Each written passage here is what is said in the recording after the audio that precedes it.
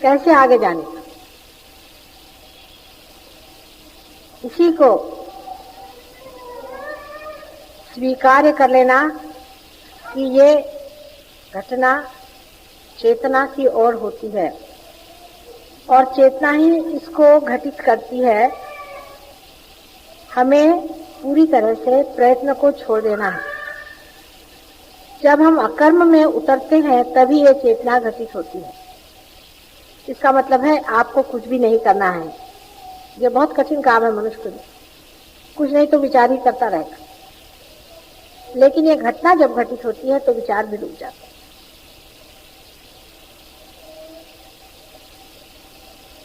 क्योंकि अभी तक जो भी आपने साधना देखी है उसमें आपको कुछ न कुछ करना पड़ता है। ये सब साधना आपको अपने से बाहर ले जाती है। सहयोग घटना है वो अंदर ही घटित होती है। जब लोग पूछते हैं कि समर्पण कैसे करना है, सीधा हिसाब है, आपको कुछ नहीं करना है, समर्पित हो गए। मनुष्य इस गति में, इस दिशा में आज तक चला नहीं, इसलिए उसके लिए नई चीज है और नया मार्ग है जिसमें मनुष्य कुछ नहीं करता, अपने आप चीज घटित हो जाती है। क्योंकि उसे बहुत कुछ कर लिया है, बहुत कुछ दूर चला गया अपने से, इसीलिए उसे अंदर खींचना मुश्किल हो जाता है। इसीलिए किसी किसी की कुंडलिनी एक क्षण में जागरूक होकर के मनुष्य पार हो जाता है और किसी किसी की जागरूक हुई कर कुंडलिनी भी फिर से लौट करके वापस चली। कुछ भी नहीं करना है, यही समर्पण है। उस पॉइंट तक जब आप पहुंच जाए कि कुछ भी नहीं करना है, जहां आप निश्शब्द निर्विचार, लेकिन ये भी करना ही होता है। मनुष्य से ये भी करना ही होता है, इसलिए उसी पर छोड़ दीजिए जो इसे करेगा। आपको कुछ भी नहीं करना है, आप बस छोड़ दीजिए। कोई पूछेगा कि आज हम नए आए हैं तो क्या करें, सिर्फ आप इस तरह से हाथ में गौर करने पर सीधे ऐसे हाथ करिए, घटना घटित हो जाएगी।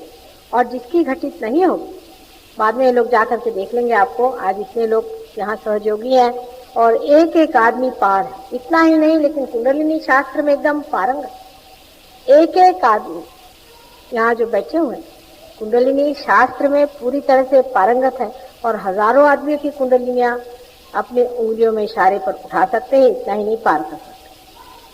और आप पूछेंगे कि फिर ये करते क्यों नहीं? इसका कारण यह है कि सहयोग की तरफ लोग बहुत आसानी से नहीं आते। मनुष्य के लिए बहुत मुश्किल है ऐसी जगह आना जहाँ ये कहा जाए कि तुम्हें कुछ पैसा नहीं देना है, कुछ करना नहीं है, चुपचाप बैठ जाना। लेकिन जब डूबने लगते हैं तब फिर आते हैं। इसीलिए सहयोग जल्दी नहीं चलता, क्योंकि सहयोग में आपको कुछ कुछ चीजें छोड़ भी देनी पड़ती है। मतलब ये कि हमें कुछ करना है, हमें कुछ विचार करना है, हमें कुछ सर के बल खड़ा होना है, हमको कोई द्राविड़ी प्राणायाम करना है, या हमें कुछ किताबें पढ़नी है, या हमें कुछ ग्रंथ रखने हैं, या हमें कुछ मंत्र कहने, ये सब कुछ आप छोड़ दीजिए। और बाद में, पार होने के बाद में आप अधिकारी हो जाते हैं। जो कुछ भी करना है फिर तब होता है, अकर्म ही, इन एक्शन ही एक्शन में आता है, कर्मरत हो जाता है। तो कैसे से आप देखिए, जो घटित होगा तो होगा और नहीं होना हो तो नहीं होगा। इस पे कोई कंपल्शन नहीं, इस पे कोई आर्गुमेंट नहीं। जिसका होना है उसी के होगा, जिसका नहीं होना नहीं। जिसकी रुकावट जो है वो है, उसको निकाल सकते हैं, लेकिन उसको आर्ग्यू नहीं करते। जिसके अंदर जो रुकावट जैसे बन गया, कोई कहता मैंने तो किया नहीं, है अंदर में रुकावट तो है, उसको निकालना चाहिए। सिर्फ अपना स्वार्थ देखिए, स्व का अर्थ जारी है, इसलिए हमारा कोई लाभ नहीं होने वाला, लाभ आप ही का होगा। पूरी तरह से आप ही का पूरा लाभ होने वाला है। इतना समझ करके आप हाथ इस तरह से करें।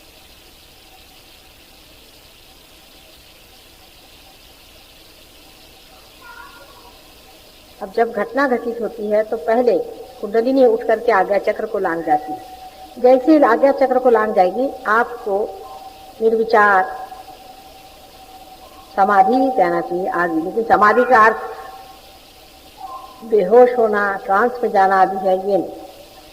तब आप पूरी तरह से चेतन अवस्था में, पूरी तरह से सतर्क हैं, लेकिन आप निर्विचार हैं, शांति में, लेकिन आप पूरी बात सुन रहे हैं। अंदर से कोई विचार आपके अहंकार और प्रति अहंकार, ईगो और सुपर ईगो से नहीं आ रहे। आप एकदम निस्तरंग। और जब कुंडलिनी आपके ब्रह्मरंध्र को छेद देती है, तब आपके अंदर से ये चैतन्य की लहरियां, जिसको शंकराचार्य ने बताया है, वो बहने लगी। देखो सीधा हिसाब है, उसमें करना कुछ नहीं है। जैसे एक जलता हुआ दीप दूसरे दीप को एकदम जला करके सीमा से असीम में छोड़ देता है, उसी प्रकार ये घटित होता है। इसमें बुद्धि का कोई भी खेल नहीं।